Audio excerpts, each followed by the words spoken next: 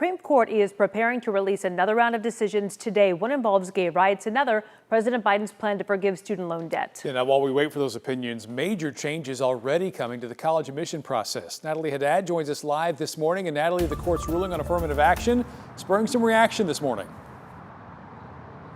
Absolutely, certainly causing a wave of emotion. Like you mentioned, later on this morning, student loan borrowers may learn the fate of the Biden administration's debt forgiveness plan, and we may also learn a decision in the case of a web designer who refused services to a same-sex couple, seemingly determining what the future of businesses and same-sex couples could look like. But affirmative action, that ruling came down just yesterday. On Thursday, the Supreme Court struck down those programs in college admissions, and what that means is that colleges and universities can no longer take race into consideration when granting admission into its schools, claiming it violates the guarantee of equal protection. Now, the decision overturns long-standing precedent that has benefited Black and Latino students in higher education.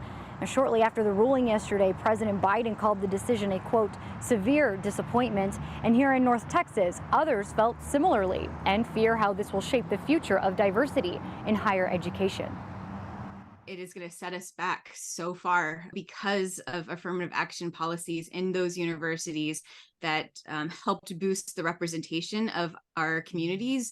We were able to work in solidarity and make things like ethnic studies and Asian American studies possible, and it changed the course of my education and my career. It does make me feel a little bit uncomfortable knowing that in that admissions office, when they were deciding whether they were going to accept me, reject me, that they might have been considering my race, because I think that that's not something that I can control or that anyone can control. And I think that it's unfair to judge someone based on that.